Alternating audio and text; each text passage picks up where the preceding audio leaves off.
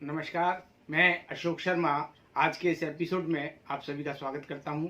आज हम बात करेंगे अनलॉक 4 की। दिल्ली में पिछले दिनों अनलॉक 4 शुरू हो गया, जिसमें कई चीज़ें खोल दी गई। कुछ शर्तों के साथ दफ्तर भी खोल दिए गए। कुछ दफ्तर वालों का कहना है कि वर्क फ्रॉम होम उन्हें बहुत रास आ रहा है, सस्ता पड़ रहा है और उसमें अनेकों खर्चे भी बच रहे हैं। इस पर कर्मचारियों की पत्नियों का कहना है कि इस विषय पर हमारी भी राय ली जाए। माना कि यह विचार बहुत ही नेक और सच्चा है, पर पतियों का दफ्तर में रहना ही अच्छा है। एक आम आदमी जब खाने की टेबल पर बैठा तो पत्नी ने पूछा, आपने डिटॉल से हाथ धो लिए? माँ ने पूछा, बेटा तूने साबुन से हाथ धो लिए? बच्चों ने पूछा, पापा आपने सैनिटाइजर से हाथ धो लिए? व्यक्ति गुस्से में आ गया, बोला, आप तो बस खाना लगाओ, हाथ तो मैं नौकरी, पैसा, व्यापार, मकान, न जाने किस किस चीज से धो बैठा। हेयर कटिंग सैलून खुलने के बाद जब एक व्यक्ति हेयर कटिंग कराने पहुंचा तो कटिंग करते समय नाई ने पूछ लिया, सर आपकी वाइफ क्या डिजाइनर है? व्यक्ति बोला, तुझे कैसे पता लगा? नाई बोला, आपके बालों की कटिंग देखते ही समझ गया। पिछले दिनों टीचर डे मनाया गया। सभी ने अपने अपने गुरुओं की वंदना की। वहीं एक व्यक्ति ने अपनी पत्नी की वंदना की।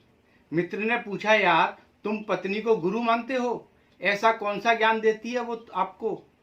व्यक्ति बोला, ज्ञान दे न दे पर क्लास तो रोजाना लेती है।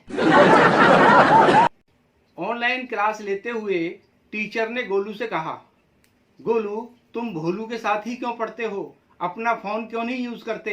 गोलू बोला, मैम हमारे पास फोन नहीं है, हम इतने गरीब हैं कि नया फोन नहीं खरीद सकते।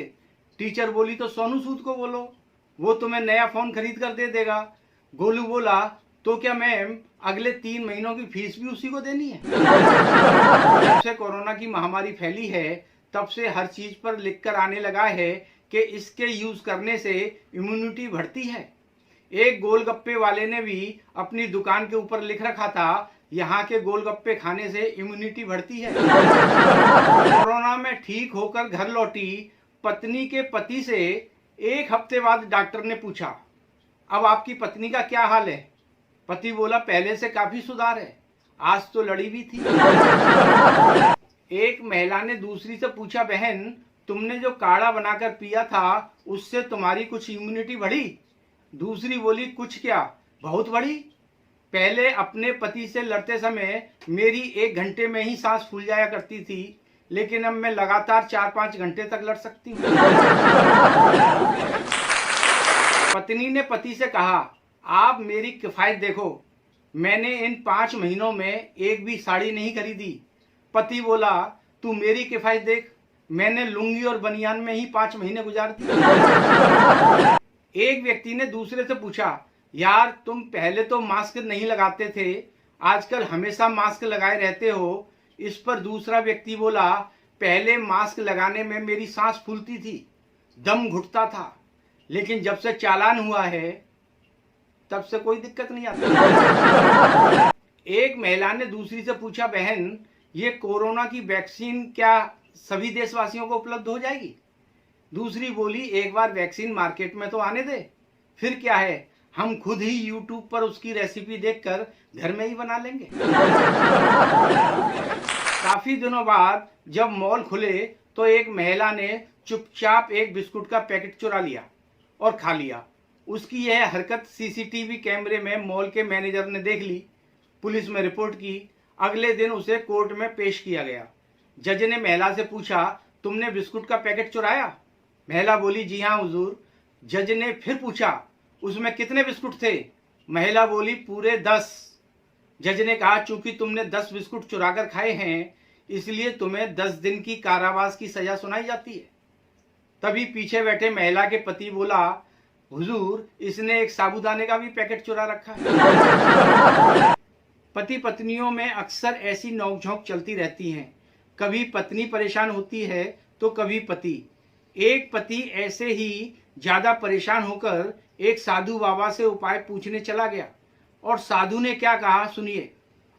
साधु जी बचाए लीजिए कोई तो उपाय कीजिए, ब्याह करते ही बना पिंजरे का तोता मैं।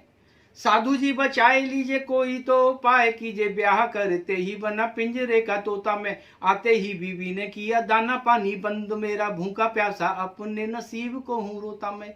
बिल्ली सी लगाए घात घूरती है बिना बात, दिन हो या रात एक पल नहीं सोता मैं। साधु जी ने बात कही इसका उपाय नहीं, होता जो उपाय तो काहे को साधु होता मैं। साधु जी ने बात कही इसका उपाय नहीं, होता जो उपाय तो काहे को साधु।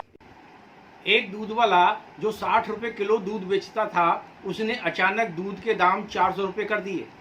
ग्राहक ने पूछा इसमें ऐसा क्या है? वह बोला यह इम्यूनिटी बूस्टर दूध है, इससे इम्यूनिटी बढ़ती है।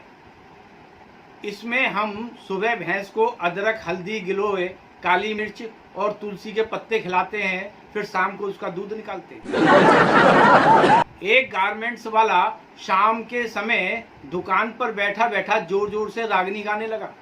लोगों ने पूछा क्या बात है भाई, जो अचानक रागनी गाने लगे? वह बोला क्या करता, सुबह से खाली बैठा था, एक भी ग्राहक नहीं आ रहा, मैंने सोचा रागनी ही गा लूं। मंत्री जी ने एक खास किस्म के पापड़ का जमकर प्रचार किया और यह दावा किया कि इसके खाने से कोरोना नहीं होगा।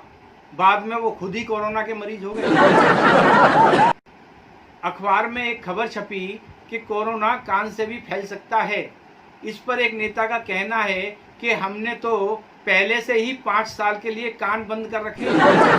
बिहार में आजकल बाढ़ और चुनावों का बहुत जोर है। चुनावों की रूपरेखा बताते हुए चुनाव आयोग ने कहा कि इस बार वोटरों को मशीन का बटन दबाने के लिए दस्ताने दिए जाएंगे। इस पर एक वोटर ने पूछा सर वो दस्ताने उंगली पर निशान लगने से पहले पहनने हैं या बाद में?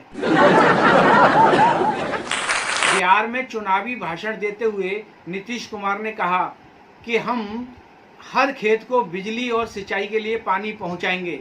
यह बात उन्होंने उन खेतों के बारे में कही जो पहले से ही बाढ़ में डूबे हुए हैं। दिल्ली काम पर लौटे बिहार के एक मजदूर से दिल्ली वाले ने कहा यार तुम तो कसम खाकर गए थे कि हम कभी भी दिल्ली नहीं आएंगे, जिएंगे मरेंगे तो सिर्फ अपने ही घर पर, फिर यहाँ कैसे वापस आ गए? वह बोला हम कहाँ आ गए, हमें तो बाढ़ बहा ले आई।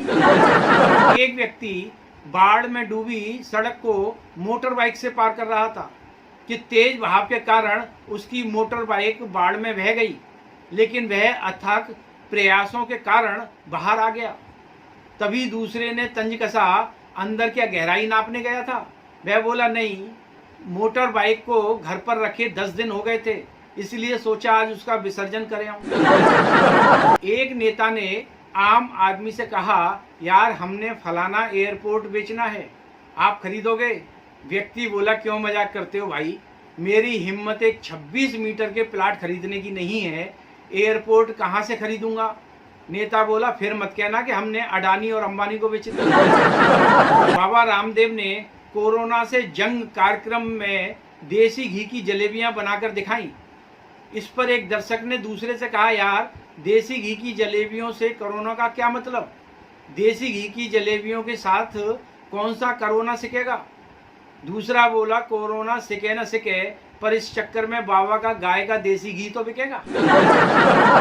पिछले दिनों अनलॉक 4 के अंतर्गत कुछ मंदिर खोल दिए गए।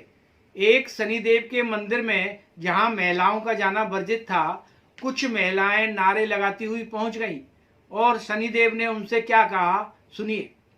नारियां लगाती नारे पहुंची शनि के द्वारे, प्रभु हमें भी मंदिर में प्रवेश दीजिए। नारियां लगाती नारे पहुंची शनि के द्वारे, प्रभु हमें भी मंदिर में प्रवेश दीजिए। हम भी आपके भक्त जनों में आते हैं नाथ, कुछ तो हमारे जीवन की सुध लीजिए।